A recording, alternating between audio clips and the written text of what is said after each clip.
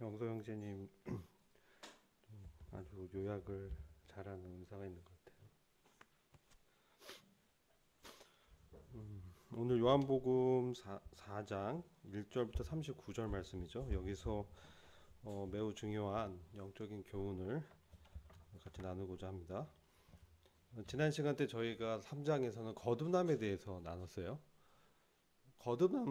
거듭난다는 것은 무엇일까요?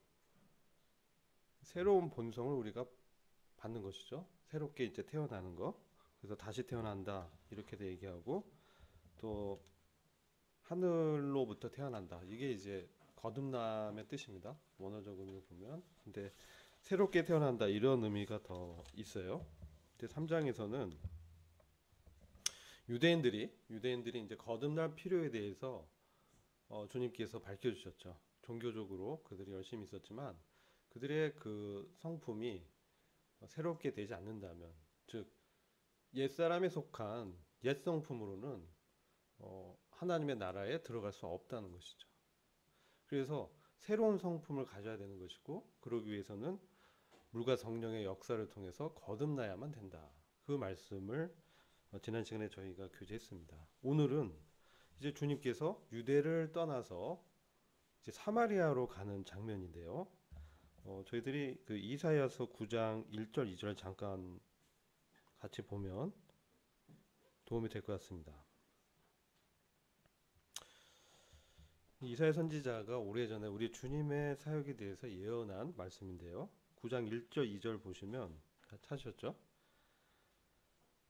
전에 고통하던 자에게는 흑암이 없으리로다. 옛적에는 여호와께서 스불론 땅과 납달리 땅으로 멸시를 당케 하셨더니 후에는 해변 길과 요단 저편 이방의 갈릴리를 영화롭게 하셨느니라.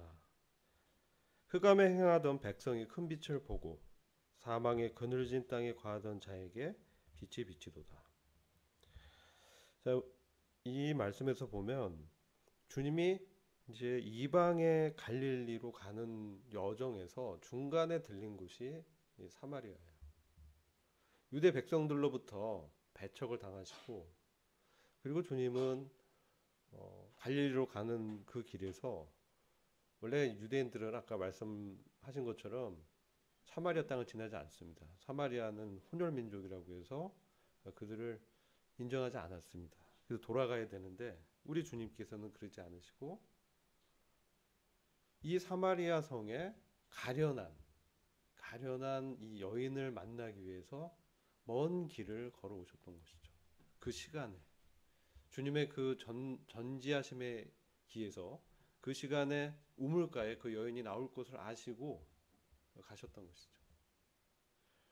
이와 같이 우리가 거듭나는 것이 3장에서 보면은 전적인 하나님의 은혜죠.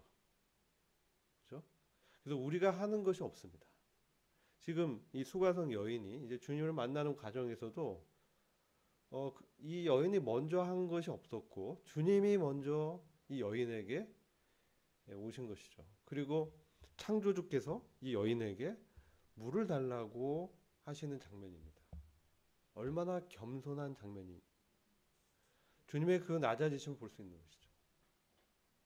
창조주께서 그 물을 만드신 분께서 이제 육체 안에 제한되셔서 사람의 연약함을 경험하는 과정에 있으셨지만 하나님의 뜻을 이루기 위해서 지금 겸손하게 이 여인에게 다가가서 대화하는 것이죠.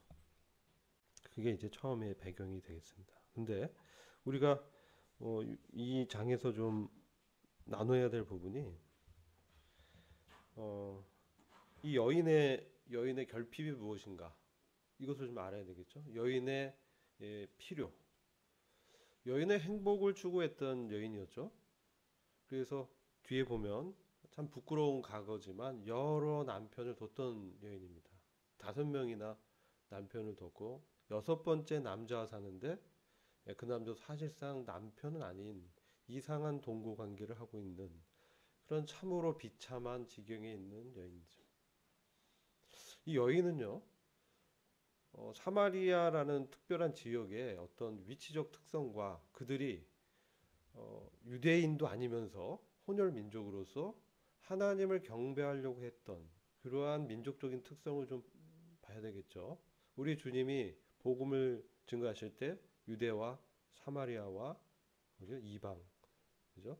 땅끝까지 가는 예루살렘, 뭐 유대, 사마리아 땅끝까지 가시는 이 복음의 여정에 있어서 먼저 본을 보이시는 그런 장면인데 이 사마리아인들은요 그리심산에서 예배를 드렸어요. 예루살렘이 아니라. 그래서 그리심산에서 따로 예배를 드렸는데 그래서 나중에 보면 참된 예배가 무엇이냐 이것을 말씀하시는데 이 사마리아는요 사마리아 사람들은 유대인도 아니면서 그죠? 그러면서 이방인도 아니에요. 유대인도 아닌 것이 이방인도 아닌 것이 아주 애매한 민족이에요. 반은 유대인이고 반은 이방인이 피가 섞인 사람이죠. 오늘날 어떤 사람들일 것 같아요? 유대인은 아주 종교적 열심 있는 사람이에요. 정말 그 말씀을 지키려고 그래서 뭐 바리새인도 있고 사두개인도 있고 그렇잖아요. 근데 사마리아 사람들은요, 세상과 이 하나님과 이렇게 양다리 걸친 사람들이라고 볼 수 있는 거예요. 혼합되어 있는 양다리 걸친. 그래서 한편에서는 예배를 드리는 것 같이 여겨지고 어떤 예식을 행하고 그리고 이 여인은 종교적 지식이 있었습니다. 그래서 뭐 야곱의 우물도 얘기하고 야곱을 얘기하고 또 그리스도도 얘기하죠. 그래서 예배도 얘기합니다. 그런데 이 여인의 삶이 어떻습니까? 행복을 추구하는 세상의 가치관을 또 여전히 갖고 있다는 것이죠. 하나님을 섬긴다고 하지만 그 목적이 자신의 행복을 추구하는 데 있다는 그러한 세속화된 그런 종교인의 모습을 보여주고 있습니다.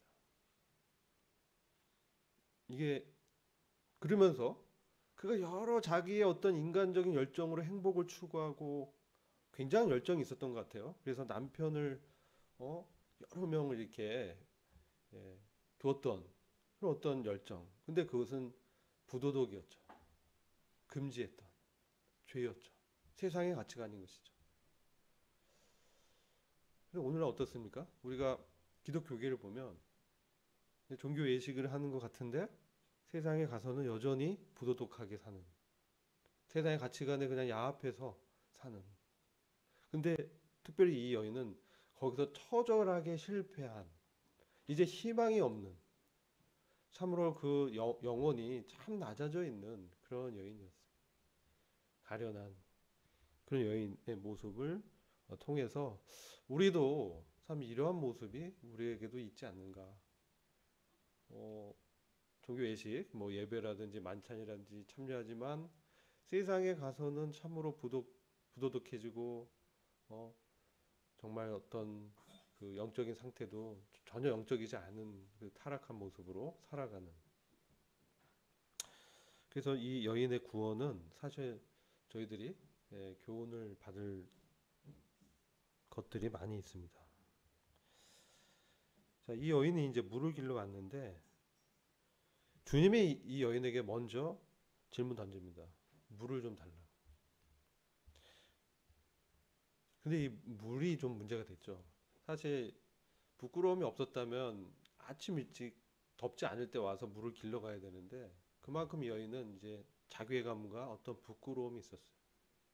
그래서 사람들이 안 나오는 이제 그 낮에 때학빛에 낮 한 12시 정도 아무도 오지 않는 12시에서 1시 뭐 이런 사이인 것 같아. 몰래 가서 이제 그런 물을 이제 기르는 거기서 정확히 주님이 그 타이밍에 가서 기다리고 딱 만난 것이죠. 그래서 두 가지를 말씀하죠. 이 여인은 이런 하나님의 선물과 또 주님에 대해서 아는 지식이 필요했던 거예요. 하나님 선물과 내게 물 좀 달라는 이가 누구인지 알았으면 너가 나한테 구했을 것이고 너가 구한다면 생수를 너에게 주었을 것이다. 이것은 너무 은혜로운 말씀입니다.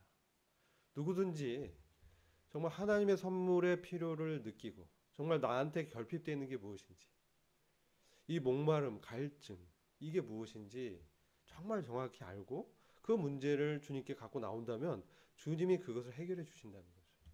여러분 우리의 영적인 어떤 목마름이 무엇입니까? 거듭나면요 우리에게 새로운 본성이 생깁니다. 이제 죄 사함을 이제 받게 되고 그렇게 되는 것이죠. 그런데요 그런 새로운 본성이 생기고 열망이 생기고 거룩하게 살아야 된다라는 것도 이제 알게 되고 의지도 있는데요. 뭐가 없어요? 능력이 없는 거예요. 이게 문제인 것이죠. 우리에게 결핍된 게 무엇입니까? 바로 이 능력이라는 것이죠. 여기서 생수는 바로 성령을 통한 영적인 능력을 말하는 거예요. 그래서 그 능력이 영생에 이르도록 솟아나는 샘물이 돼서 우리를 하나님의 합당한 사람으로 세워 나가는 그러한 놀라운 능력이라는 것이죠. 영어로 보면요. Wearer of water 이렇게 돼 있어요. 물을 담는 어떠한 그릇 같은 거예요.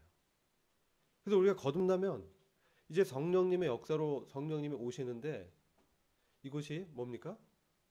그 성령님의 능력을 구하고 갈핍을 느끼고 그것을 추구하는 자에게 나타난다는 거예요. 우리가 거듭났는데 새로운 본성이 생기고 어떻게 살아야 된다는 것을 가르침 받았는데 이제 그런 것에 관심이 없고 정말 그냥 살고자 한다면 세상의 그러한 가치관대로 살고 그냥 적당하게 먹고 적당하게 살고 그런 상태라면 어떻습니까? 이 성령의 능력에 갈급함을 느끼지 않는 것이죠.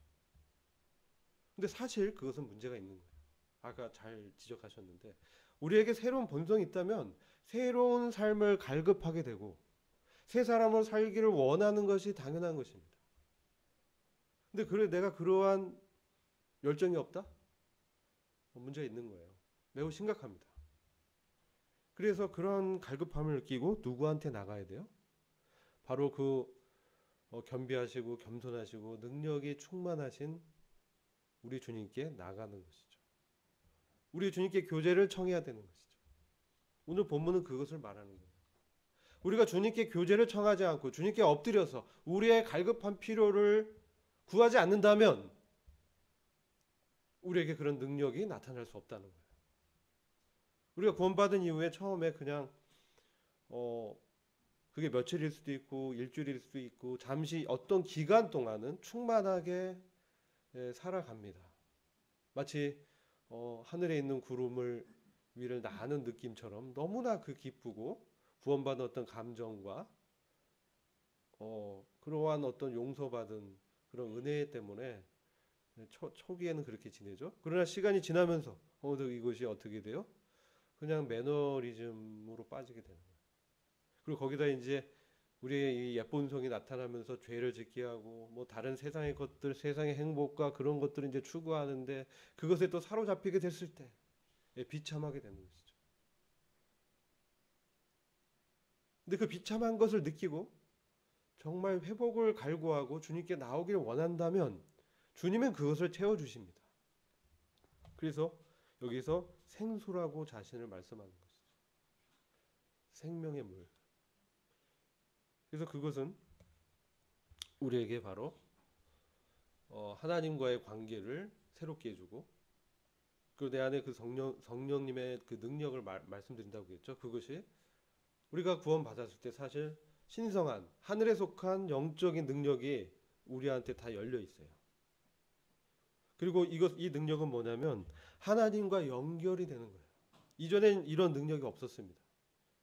그런데 구원받은 새롭게 된 사람은 이제 이런 능력이 우리에게 주어졌고 그것을 갈구하고 그것을 추구하는 자에게 나타나서 내 결핍을 솔직하게 주님께 내려놓는다면 주님이 그것을 회복시키고 역사하면서 이 내적으로 하나님과 아주 친밀한 관계 속에 들어갈 수 있게 된다는 것이죠. 이 여인의 모습은요. 이 14절 말씀 중요한 말씀인데 내가 주는 물을 먹는 자는 뭐 그냥 일반 물이 아니라 주님이 주시는 그 능력을 받는 자는 그 말씀을 통해서 또 성령의 그 강권하심을 통해서 우리 안에서 그 역사하는 내적인 그 능력을 받는 자는 영혼이 그런 갈급함을 있었던 그 상태에서 이제 벗어나서 어떻습니까? 이제 영생을 얻고 누리는 그런 삶을 산다는 거죠. 그게 영생이죠. 영생하도록 솟아나는 샘물. 영생이 뭡니까? 요한복음 17장 3절에 보면 영생은 참 하나님과 그 보내신 자 아들 예수 그리스도를 알고 경험하는 그러한 생명이라고 말씀하고 있습니다. 그리고 영생의 목적이 뭡니까? 믿음의 목적이 뭡니까? 혼의 구원, 영혼의 구원이라고 말씀하고 있습니다. 우리의 영이 거듭나지만 우리의 혼은, 우리의 인격과 우리의 삶과 우리의 습관과 생활 방식은 어떻습니까? 완전히 변화돼야 돼요.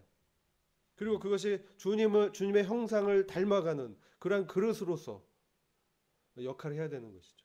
복음의 증인으로서 복음에 합당한 삶을 살아가는. 여기 여인은 어떻습니까?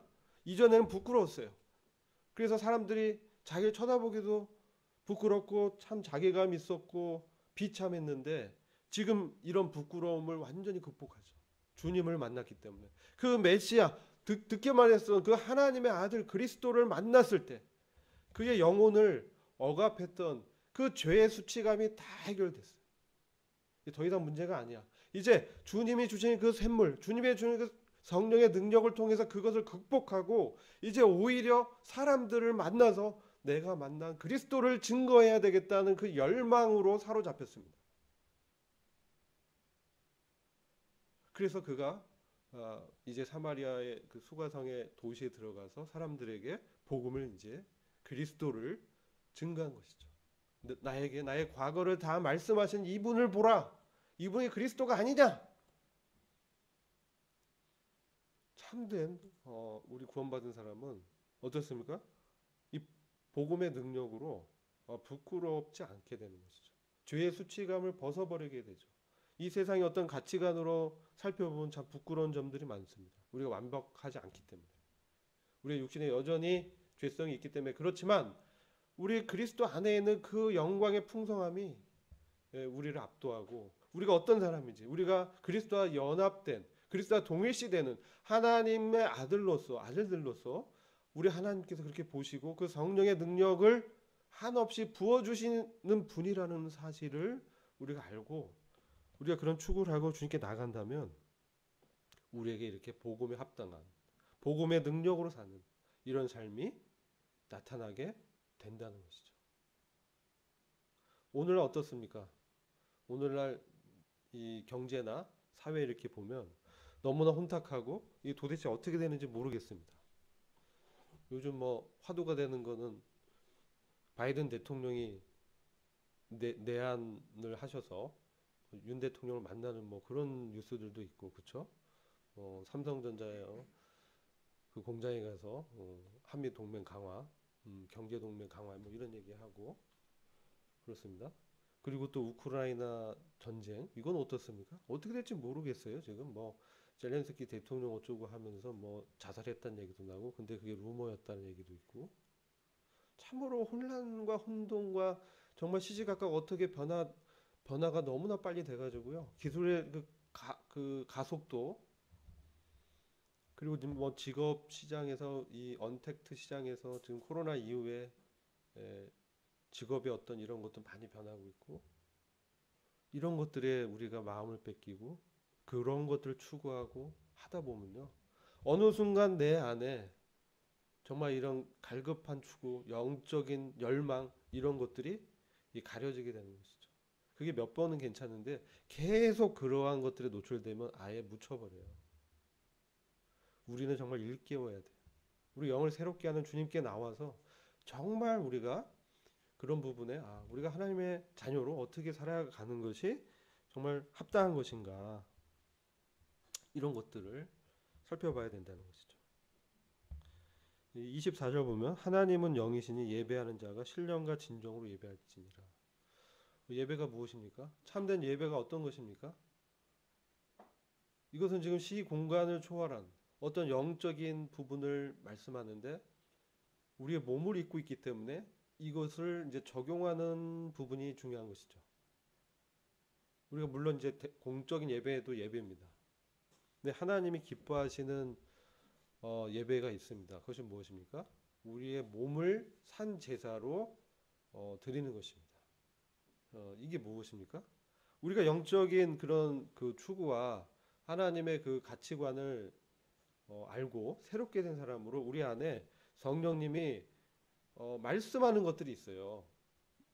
우리가 영 안에 있으면요, 우리가 육신 안에 있으면 계속 육신의 열매를 맺을 수밖에 없어요.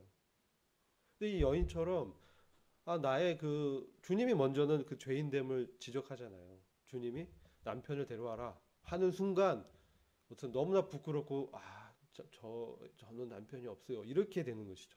저는 참 죄인이에요. 이런 고백인 거예요. 우리의 성령님이 우리가 넘어지고 엎어지고 침체 있을 때 그냥 두십니까? 우리를 촉구하시죠. 말씀을 통해서 환기시켜 주시죠. 또 때로는 징계를 통해서 경고하시죠. 그렇게 살면 안 돼. 일어나야 돼. 언제까지 그렇게 있을 거야? 내 안에서 성령님이 깊은 탄식 가운데 우리가 기도하지 않을지라도 성령님께서 중보를 하십니다. 그래서 우리로 하여금 하나님의 그 나라와 그분의 의로 이 눈을 돌리게 하는 것이죠. 그렇게 됐을 때 우리 성령님이 어떻습니까? 이 안에서 다시 나를 일으켜 주시는 것이죠. 그리고 말씀 앞에 나오게 하는 것이죠. 그래서 말씀하십니다. 여러 가지 나의 그 아침에 경건의 시간을 통해서 말씀하실 수도 있고, 또 뭐 강단의 메시지를 들을 수도 있고, 우리 교제할 때도 우리 지체들과의 교제를 통해서 도전을 받을 수도 있고, 지체들의 그 경험한 주님을 통해서 나의 그 영혼이 새롭게 됨을 또 경험합니다. 그래서 중간 모임이 중요합니다. 그러한 회중 가운데 역사하는 성령의 교통하심을 우리가 누릴 수 있기 때문에. 그래서 우리가 그럴 때 어떻습니까? 우리가 이제 참 갈망이 다시 일어나게 되고, 그래서 내적으로 정말 아들의 형상을 닮아 가야 되는데 이거 아는데 잘 안 되잖아요. 엎드려서 기도하는 거죠. 주님께 구하는 것이죠. 그럼 우리는 얼마든지 우리는 하늘과 바로 연결됐기 때문에 이 관계를 인식시켜 주는 게 바로 성령의 능력입니다. 그게 우리 안에 새 생명과 함께 거룩한 본성과 함께 새롭게 주어졌어요. 그래서 그 그리스도 안에 있는 자들은 할 수 없는 것이 무슨 말이냐? 믿는 자에게 능치 못할 일 없다 말씀하잖아요. 주님께 나가서 나의 결핍과 필요를 구할 때 주님이 이제 저희에게 말씀하죠. 그렇게 됐을 때 어떻게 돼요? 참된 예배를 드릴 수 있는 예배자로 사는 것이죠. 우리 베드로 전서 말씀 보면 우리가 거룩한 산돌로 지어져 간다고 말씀하고 있고, 너희는 뭡니까? 왕 같은 제사장으로 우리를 부르셨다고 했어요. 그래서 하나님이 기뻐하시는 예배를 드리는 제사장이죠. 그게 뭐 히브리서에 보면 모든 선한 행위와 성도를 섬기는 그 나누는 일들을 하나님이 기뻐하시는 제사라고 또 말씀하고 있고, 또 어떻습니까? 우리의 감사의 찬미를 드리는 것도 하나님이 기쁘게 받으시는 제사입니다. 그죠? 그리고 우리의 몸을 성령의 인도함에 따라 어떻게 해요? 나의 그 거스리는 욕망 때문에 하지 못하는 이런 육체의 정욕, 그죠? 안목의 정욕, 이생의 자랑 이런 것들을 부인하고 복종시키고 내가 그리스도 안에서 참으로 어떤 자인가. 지금 잠깐 내가 이러한 세상의 번영과 쾌락에 몸을 들이지 말고 그것을 거절하고 그랬던 자는 죽었고 이제 내 안에 부활하신 그리스도께서 사시기 때문에 이제 그분과 함께 내가 새로운 삶을 살 수 있는 그런 모든 영적인 신에 속한 성품과 능력이 주어졌구나. 이걸 이제 봐야 되는 거죠. 그리고 그렇게 나가서 이제 다른 사람 대할 때 친절하게, 선한 행위, 친절하게 그리스도의 그러한 성품으로 인격으로 대하면서 그들을 도울 수 있는 우리의 은사와 재능과 역량에 따라서 주님께 구하는 것이죠. 그랬을 때 그런 이제 역사가 나타날 때 이게 주님이 기뻐하시는 살아있는 예배다. 물론 이제 우리 공중 예배도 중요하고요. 개인적인 개인의 생활 속에서 예배를 말씀드리는 거예요. 그리고 우리 연보하는 거 헌금 생활도 예배입니다. 오퍼링이라고 했어요. 하나님께 드리는 겁니다. 하나님 기뻐하는 것이고 하나님의 은혜를 나누는 거예요. 그렇죠? 그리고 32절 이하에서 중요한 거는 양식입니다. 참된 양식. 우리에게 참된 양식이 있습니다. 우리가 지금 먹는 거 없으면은 문제가 되잖아요. 의식주의 문제가 이제 1차적인 필요한 것인데, 그리스도께서 취했던 참된 양식은 뭐냐? 34절 보면 나의 양식은 나를 보내신 이의 뜻을 행하며 그의 일을 온전히 이루는 것이다. 하나님의 뜻을 행하는 것이 그리스도의 영혼을 사로잡았고, 그것을 통해서 그분은 그 내적인 필요와 그 충만함을 얻어서 내적인 필요를 다 채우시고 하나님 뜻을 행할 수 있는 능력을 공급받으셨다는 것이죠. 이분이 이렇게 사셨다는 거예요. 그럼 우리도 그리스도를 본받아야 되잖아요. 그래서 우리가 정말 이 세상에 의식주가 필요하지만 하나님께서 뭐라고 말씀하시냐? 먼저 그의 나라와 그의 의를 구하라. 그리하면 내가 너희 이런 필요한 것들을 다 태워주겠다. 약속하셨다는 거죠. 그것을 믿고 하나님의 그 나라는 뭡니까? 하나님의 통치죠. 하나님의 의죠. 예수님이 주신 그러한 의. 그것을 먼저 구하는 것이죠. 하나님의 말씀에 나를 복종시키고, 예, 주님이 주신 그 그리스도의 의로 그것을 전하고, 복음을 전하고, 복음에 합당한 삶으로 도전하고, 그 교회 안에서 어떻습니까? 하나님 나라의 실제가 어디서 많이 되어져요? 우리의 지체들이 이 공동체가 교회잖아요. 그 안에서 또 나타나는 거죠. 그래서 교회 지체들 섬기고, 먼저 믿음의 가정들에게 그들의 필요한 것들을 채우라고 하잖아요. 그래서 그들을 이제 돕고, 이러한 것들은 그런 걸 통해서 어떻습니까? 그것이 진정한 나의 영적인 양식이 되는 것이죠. 근데 먼저는 그리스도의 살과 피로 내가 채워져야 돼. 그죠? 그리스도의 연합된 관계에서 그런 영적 양식을 내가 받아야 그것을 통해서 또 다른 사람들을 도울 수 있게 됩니다. 그래서 이제 마지막 마무리는 지금 주님께서 추수할 때가 됐다고 하시면서 이제 일꾼의 초청이 필요한 것이죠. 눈을 들어 밭을 보라, 희어져 추수하게 되었도다. 그러면서 우리가 복음 전도를 어떻게 되냐? 어떤 사람이 심고 다른 사람이 이제 거두는 것이죠.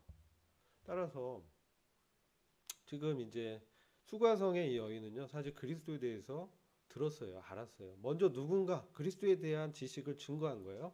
그래서 이 여인이 알았는데, 우리 주님이 직접 내가 그로다, 내가 스스로 존재하는 하나님 그분의 아들 그리스도다 라는 그것을 했을 때 그 여인이 그 예전에 들었던 지식이 실제가 된 것이죠. 주님 만나는 경험을 한 것이죠. 그래서 우리가 하는 그 말들, 그리고 증거들이 그때는 효력이 없어 보이지만 그것이 언젠가는 하나님이 그것을 사용하신다. 그래서 심은 사람이 있고 거두는 자가 다르다는 거죠. 각각의 노력을 인정해 준다는 거예요. 그래서 우리가 이 복음 안에서 교회에서는 이걸 협력할 필요가 있습니다. 그리고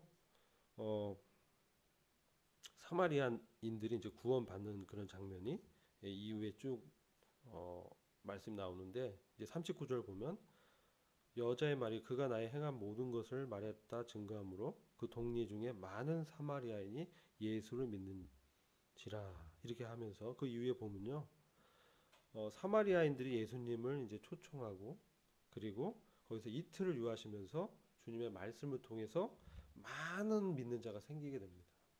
유대에서는요, 우리 예수님을 배척했어요. 너가 마리아의 아들이지, 요셉의 아들이지, 무슨 네가 하나님의 아들이야, 신성 모독이야, 뭐 이런 식으로 거절당하셨지만, 이 혼혈 민족, 마음의 심령이 가난한 자들, 이런 자들은 주님이 이렇게 말씀하셨을 때 믿고 구원을 받았습니다. 여기까지 하고요. 그래서 우리가 정리해서 우리에게 영적인 그 능력, 생수가 무엇인지, 그리고 참된 예배가 무엇인지, 그리고 오늘 그 복음에 있어서 합력하는 부분들, 이런 부분들 기억하시면서 조별 교조 때 이런 부분을 좀 나눠 주시면 서로 유익이 됩니다. 예, 기도하고 마치겠습니다. 아버지 하나님 감사합니다. 오늘도 주님께서 우리 주 예수 그리스도의 참 요한복음 4장에 나타난 그 은혜로우신 참 그 수가성 여인을 먼저 찾아가시고 만나주신 그 은혜 때문에 참 오늘날 저희들이 또 이 자리에 있을 수 있게 되었고 또 주님께서 저희 삶 가운데 그 목마르지 않는 샘물을 주셔서 주님의 능력으로 우리가 살아갈 수 있도록 하여 주셔서 감사합니다. 이 세상에 이런 가치관들이 저희를 어지럽히고 낙담시킬 때가 있지만 우리 주님의 그 은혜와 사랑과 그 위대한 능력을 인해서 저희가 일어나서 주님의 자녀로 그리스도의 공동 상속자로 몸된 교회와 영혼들을 섬기는 데 있어서 참으로 믿음의 진보가 나타나게 하시기를 간절히 기도합니다. 우리 주 예수 그리스도의 귀하신 이름으로 의탁하고 기도했습니다.